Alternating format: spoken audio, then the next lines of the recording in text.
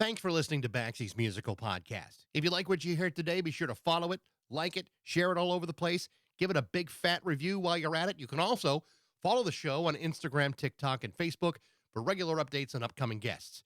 Today, we're brought to you by Metro Chrysler Dodge Jeep Ram at Chicopee.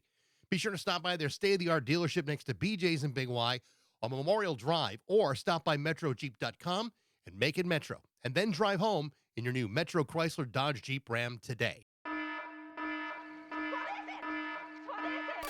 It's Baxie's Musical Podcast. Resistance is useless.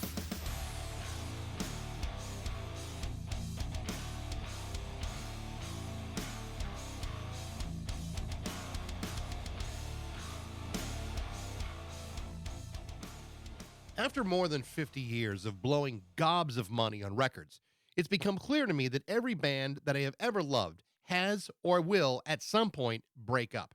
Sometimes amicably, sometimes not. At the end of the day, it doesn't really matter. Far more concerned with how that breakup affects me personally. And what am I getting out of this broken relationship? In some cases, the principal parties involved go on with their lives, record solo records, or start other bands, sometimes with fluctuating and uneven results. Occasionally, though, it happens when a band splits up and you keep buying the new records anyway because they failed to disappoint.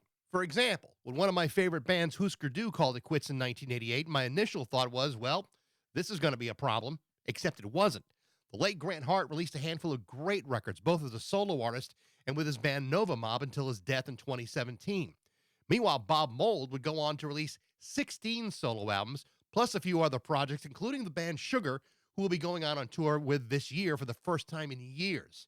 And then in 2022, Husker bass player Greg Norton formed the band Ultrabomb with Finney McConnell of the Mahones from Canada and drummer Jamie Oliver from the UK Subs, which, and this should come as no surprise, is based in the UK. This is a band that met for the first time, wrote and recorded their entire first album in less than a week.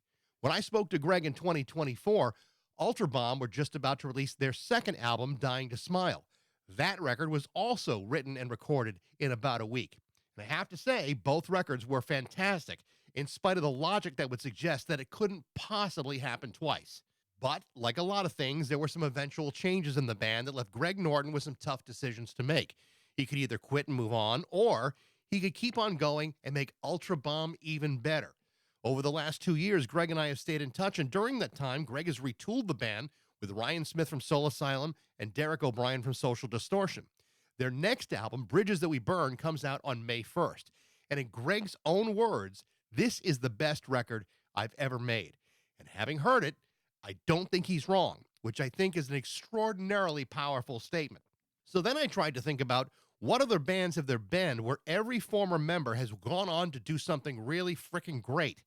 Granted, it's a rather subjective question, but there really haven't been that many of them, which is perhaps a testament as to what made Husker so great in the first place.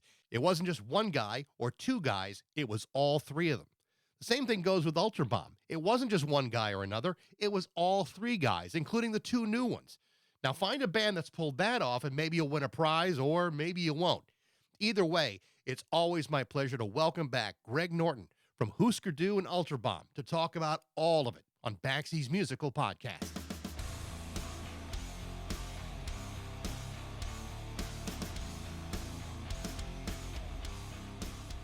Baxie. How you been? Been all right. How about you, bud? I'm doing great. First of all, I want to thank you for doing this and for being accommodating. I know we kind of been in touch for the last year and a half or so, and you made arrangements for me to listen to the new record. And you made this statement to me, which I thought was pretty interesting when you said it was the best record you'd ever done, which is something that a lot of people say when they come up with a new record. But when I heard it, I'm like, damn it, I think he's right. Exactly. What an amazing record this is. I mean, you just got to be climbing the walls to get this thing out and ready to go. I can't wait for May 1st to so everybody can hear the album. Seriously, the production, it sounds so damn good, and playing with Ryan and Derek is a real joy. And I also feel that I've found a really good songwriting partner in Ryan. I think the record bounces around a little bit, but it all flows together well, and it's not disjointed. It doesn't sound like three guys trying to make different sounding songs. It sounds like a band that is really can stretch. It's funny because when I contacted you, I said that I really enjoyed the first two singles, and you said, "Wait till you hear the rest of it," which to me is like code for saying those aren't even the best songs on the record. And Right. and when I'm listening to it, I'm going, man, there's so many great moments in this thing, and the thing that really leaps out at me is the way you opened it and the way you closed it. I thought Darwin Awards is a great song, but then I think my favorite song of the record is Mosquito Crucifixion, which it's freaking unbelievable. Like, I trying to imagine you guys playing it live. It'd be worth the price of admission just for that song alone. Nice. Yeah, we're getting ready to hit the road here at the end of May, and again, also super excited to start playing these songs live for everybody. The first song we wrote for the record was Artificial Stars, which was the first single. And, we played that live last August, recorded it at the Reverend Guitar Factory in their studio. So that was kind of the main reason to put that out first, because it was already out there. Right. And, and I had joked with people that like, oh yeah, it's the worst song on the record. BC Jam, our label, Darren Heeman, who runs the label, he really wanted Darwin Awards to be one of the singles. And I'm like, nope, that's going to be the opener. Let's get out these other singles. And so then when people actually get the record and drop that needle and we hit them with Darwin Awards, it'll be like, whoa, holy crap, what's going on now? That's exactly the reaction I had when I listened to it. And I was really pleased to know that you were saying you got to listen to the rest of it, because so many times, those first couple of singles are the two best songs on any record. And it's nice to know there's a lot of surprises in store for people to actually go ahead and buy it or download it or whatever they do to get it. Ultrabomb has gone through a lot of changes since the last time you were on the podcast. Obviously, you start things off with, Finney McConnell from the Mahones and Jamie Oliver from the UK Subs. And I know Jamie had, some visa problems, which made touring difficult. And not to put you on the spot about it. I mean, I know there were some disagreements about what you do with the band, heading in the next direction, which is a problem that a lot of bands have. What can you tell me about what happened to the first iteration of the band? Yeah, well, the Ultrabomb story is pretty crazy. Me flying to Berlin and to meet those guys just to see if it was going to be something, and then we record Time to Burn in 4 days, and it was like, holy crap, this is something. That first iteration of the band, though, we were pretty dysfunctional for a myriad of reasons. One, dealing with three people in three different time zones in three different countries really kind of made it difficult to coordinate things. Jamie's visa issues certainly didn't help. Jamie's actually been sober now for over a year as well. So, and he's absolutely killing it over in Europe. He just joined the Toy Dolls. Yeah, I saw that. That's awesome. Which is amazing. He's doing great. But the visa thing was a problem, because we need to tour North America. The U.S. and Canada, and without a drummer that could legally get in, it made it difficult. So that's why Derek O'Brien entered the picture there. Derek lives in outside of Long Beach in Southern California. And yeah, Finney and I, Finney was a good songwriting partner as well, but his approach was like, well, let's jam in the studio and come up with riffs, and then we'll put the lyrics down later. As opposed to with Ryan, I send him the lyrics and he actually, creates something based on what he's, what he hears when he reads those lyrics. So, but the other thing with Finney is, I do agree with him on one hand. It would be fantastic just based on our past histories that, we should be able to fill rooms and get on the best tours. But the reality is trying to establish the name Ultrabomb and have people go like, oh, that's a really great band. I want to go see those people, as opposed to somebody going like, oh, I used to listen to Husker Du. Maybe I'll go check it out.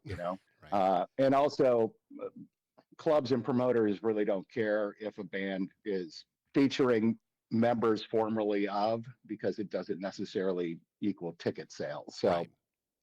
I understand Finney's frustration with the path that we needed to go down, and he wasn't willing to do it. So he stepped aside and said, "Get a new guitar player." And I was lucky enough that I've known Ryan Smith for a long time, and he jumped up and saved a show for us in St. Paul, Minnesota, in February of last year, and we offered him the gig, and thankfully he took it. That's pretty amazing that you could make that transition to basically 2/3 of a band and have it turn out to be maybe even better than the original version of it. I mean, yeah, I loved I've loved the first two records. Don't get me wrong, but I think when you listen to the new one and you see what Ryan has added and what Derek have added to this, you realize you've made this better in a lot of ways. Like the Right. songs Exactly. are stronger, and I think that shows a lot of luck. Did you ever at any point consider maybe not continuing as Ultra Bomb, but then reframing it as something else, or was it going to be Ultra Bomb and moving forward? I seriously considered, renaming and rebranding, and but it's hard to come up with band names, and trying to come up with something, and eventually I just got to a point where it's like, you know what, I have so much personally invested, financially, emotionally, in this band Ultra Bomb, that if I were to rename the band, we'd be back at square one, and then people going like, oh, who are these guys? I've never heard of them. So I decided to stick with Ultra Bomb.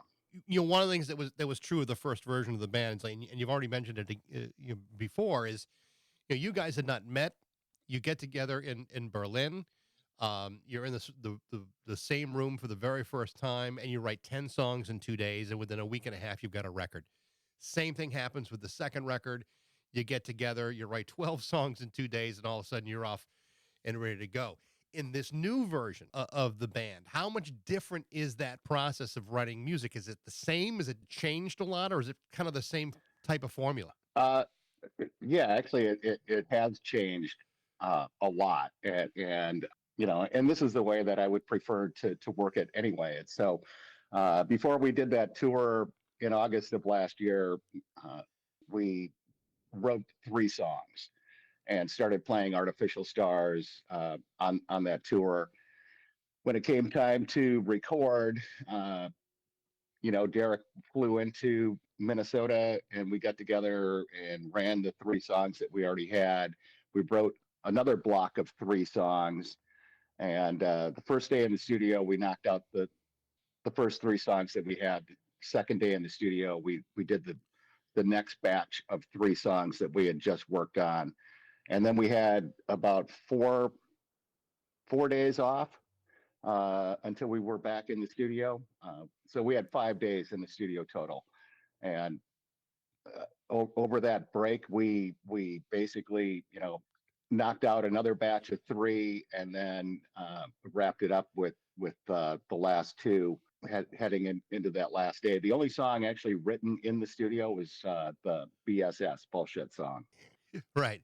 So as you guys are are doing it this way, because every time I think about the original version of it, the idea that you could just bring 3 guys in and you're banging out like 15 songs in 2 days or whatever it winds up being, to me that kind of sounds like the sort of thing where you could easily flame out very quickly if you try to do that every single time. Like the process almost Right. has to change in order for you to kind of to grow this thing out. I agree with that. It's the Berlin session and Time to Burn was that was like, holy crap, lightning in a bottle. What how did that just happen? Yeah, I remember the engineer going like things like, "Oh, I can't believe that you guys just wrote that song in the studio." And I'm like, "Hey, we just met. I just met these guys for the first time." He's like, "I can't believe that you guys just met. It sounds like you've been playing together for years." So that was such an amazing session. And then Dying to Smile, I had sent lyrics to Finney months beforehand, thinking that he would look at them and craft music around those. And instead, we did the exact same thing as Time to Burn. And in my opinion, we got lucky. We Yeah. got lucky that second time. And, writing the music first and then trying to pick lyrics that fit. Like I said, we got lucky, and it wasn't necessarily the method that I wanted to continue working on. So with Ryan, like I said, I'll send him lyrics. He'll, read them and start thinking about them, and then, grab a guitar and kind of start doing some stuff. So there's a lot more intention behind the songs on this record, and and that also gives us a chance to create the music, work out the arrangements, know exactly where the vocals are going to go, where the choruses, what the choruses are, where the choruses happen, and all that. So when we get into the studio, we're just like ready to go. Yeah. Um, And, and and and not that you want to overthink anything as you're making music, but it seems to me that it's slightly more productive to take a little bit more time to get the songs the way you want them to sound, as opposed to you operating like your asses are on fire.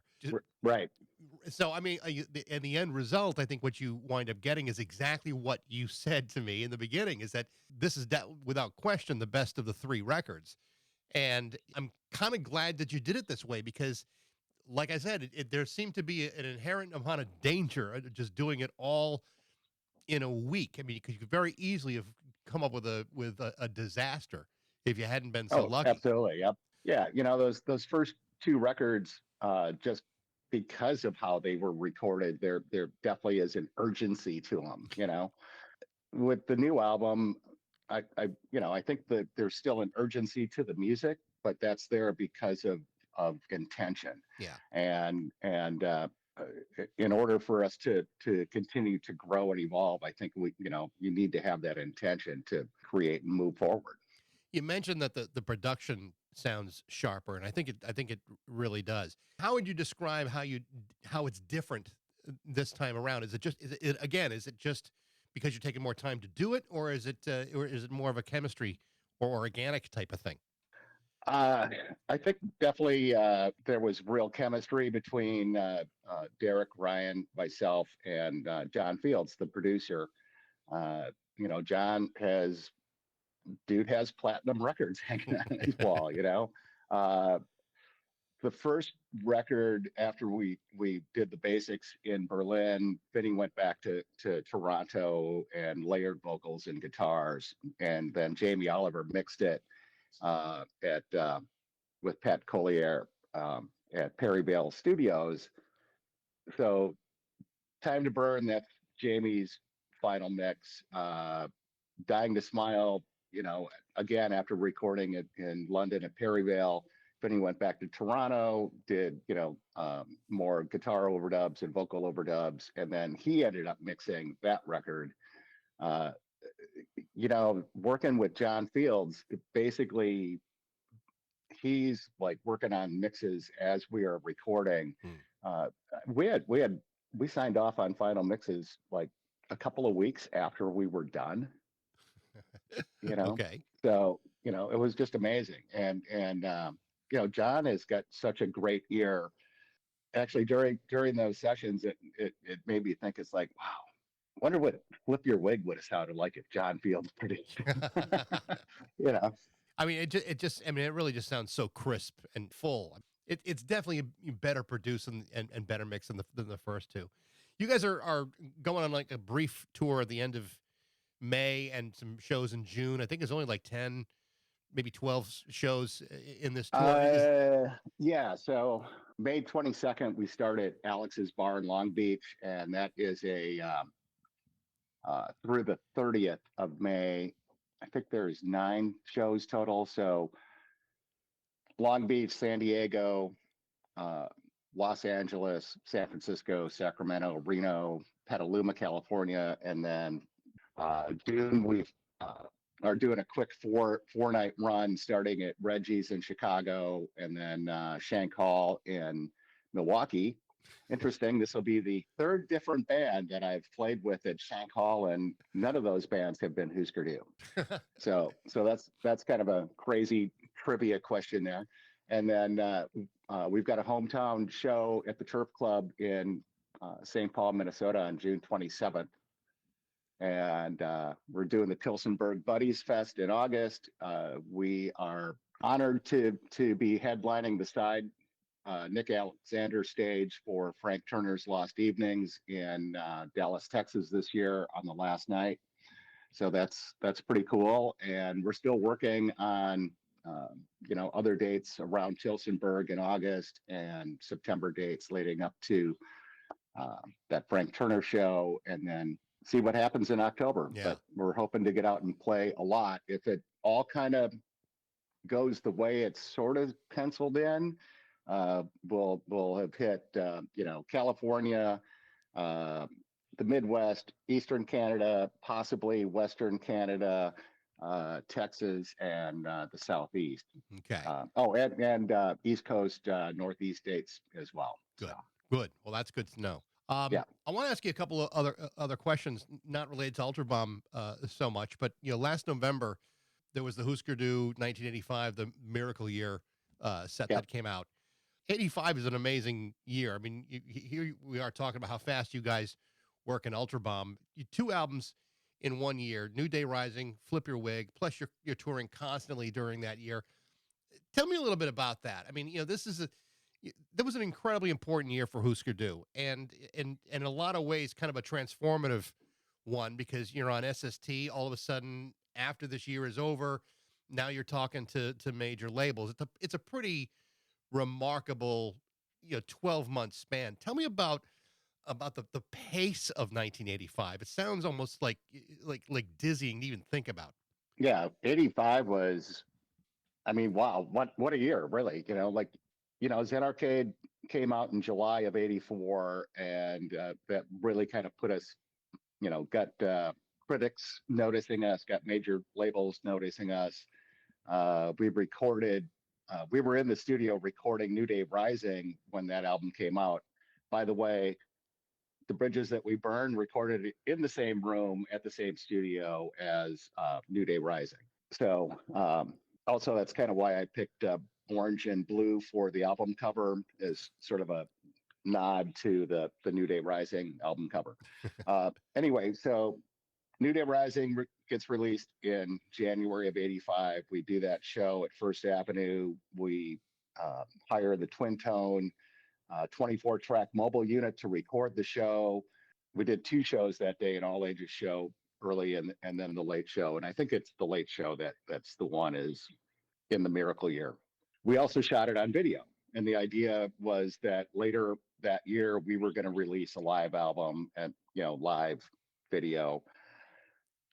And that whole thing got literally shelved and forgotten about after we signed to Warner Brothers. But, so March of 85, we're recording Flip Your Wig. That comes out in September, same month that we signed to Warner Brothers. And we recorded Candy Apple Gray in October of that year. It marked our first trips over to England and Europe. We did the Live from London TV show in London, and we played, I don't know how many shows, 160 shows, something like that. It was just crazy.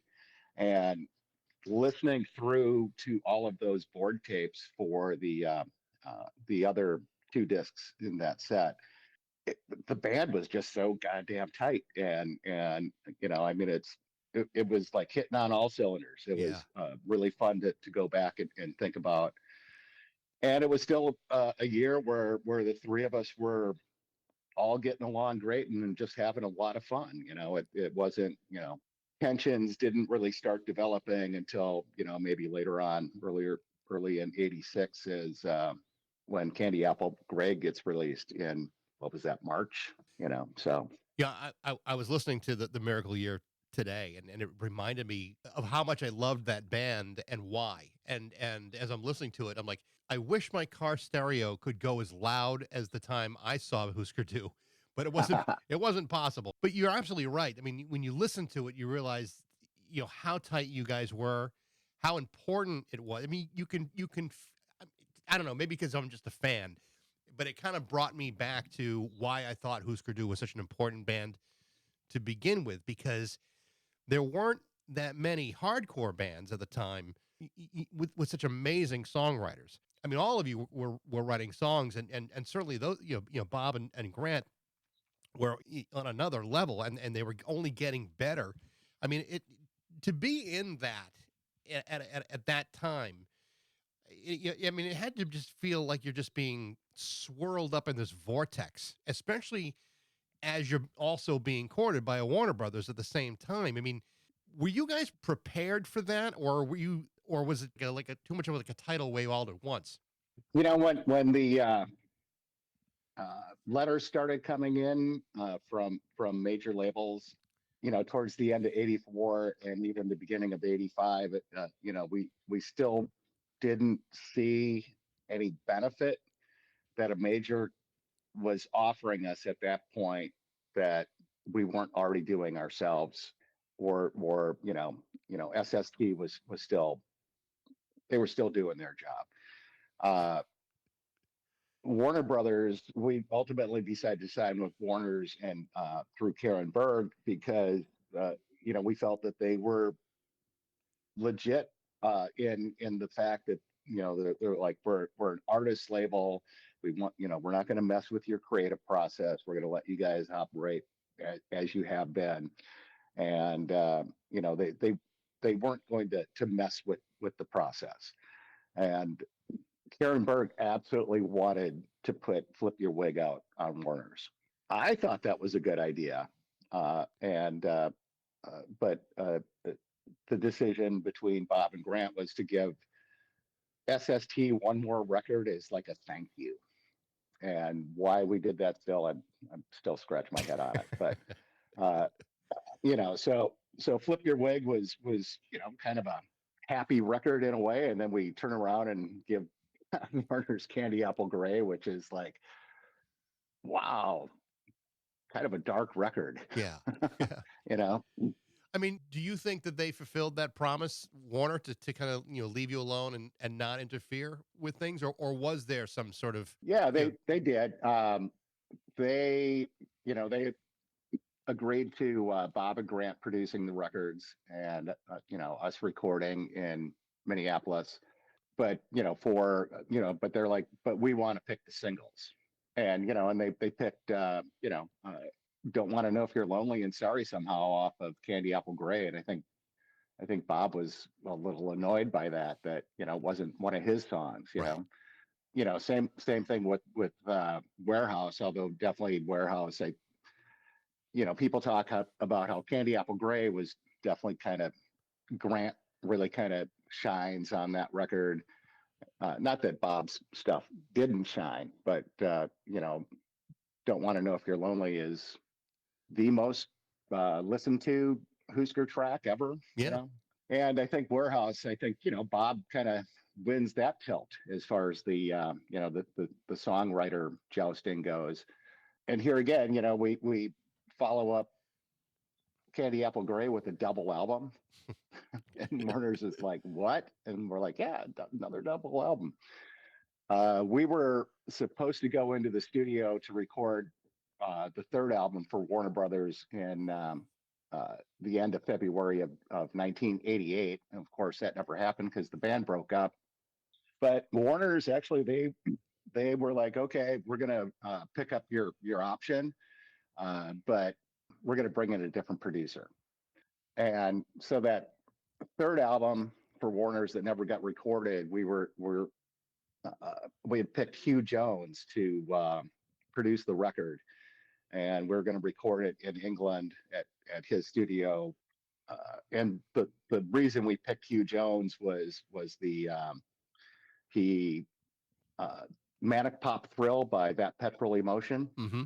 which actually is kind of funny. I found a cassette copy of it not that long ago. It's like, oh yeah, that's right. This is the reason why we picked you. And I listened to it again, and it was, it's a cool record. It's got really cool production, and it, kind of made me wonder how Husker would have sounded through that filter, through that lens. It occurred to me that next year is going to be the 40th anniversary of Warehouse Songs and Stories. 40 years. To me, that seems like, I mean, I remember the day I bought it. It's like 40 years ago. But Yep. I mean, obviously, these are two different moments in your life when you're 28 and releasing that record, and now where you are today. How different is it for you to be playing today as opposed to when you were in your 20s? Because it was a span where you were kind of out of music altogether in the restaurant business. But how is it for you today to be playing again? I absolutely love playing, touring, love playing live. That span of, that 14-year span where I went without playing the bass when I was like working crazy restaurant hours, running, being a chef and running restaurants. It's one of those things that it wasn't intentional to not play the bass. It's just that, I just didn't have time. And then more time passes and more time passes. And then finally you realize, like, holy crap, I haven't picked up a bass in 14 years. and then I picked it up again and started playing it. And then it was like, oh, holy crap, I really miss playing this. And realizing how much a part of me that music is and how much joy it brings me. And, working with Jamie and Finney was great because it did remind me of like the early Husker Du days where we're just like throwing out ideas. Everybody's throwing stuff out and like, knocking stuff together, and now working with Derek and Ryan, like I said, there's a lot more intent into the songwriting, but I really feel that it's coming out the way I want it to come out, And of course, touring is the biggest difference between, touring now versus touring back then. I mean, in the 80s, it literally was the Wild West where you just jumped in the van and had your road atlas and a cup full of quarters for payphones and a notebook with phone numbers in it, and just hit the road and start calling up random people going, hey, I hear you can put on a show. And then you'd go and everybody would be there because that's how you found out about music. Now it's, social media and algorithms. And, if you don't catch someone's attention in the first 3 seconds, they swipe to the next thing. And, promoters are like, looking at like, well, what's the metadata? Like, how many tickets do they sell? How many Instagram followers or TikTok followers do they have? Right. Exactly. So that's kind of the crazy part now. And sometimes you feel like you are just beating your head against a wall. It's like, we'll put up a post and it'll be the same 6 people that comment on it. Yeah. It's like, okay, how is this not getting out to more people?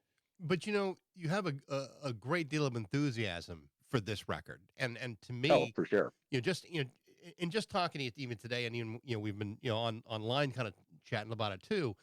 I mean, I really get the sense of how excited you are to be producing something that is really freaking great, and you knew that the first 2 records were great, but now you're like, oh, just wait till you hear it. I mean, guys like us who are in our 60s or close, pretty damn close to it, our enthusiasm for things usually really needs to be legitimate before we really kind of get there and say, now I'm really excited about it. So to see you so enthused by this, I mean, I think it's so great to see you doing it.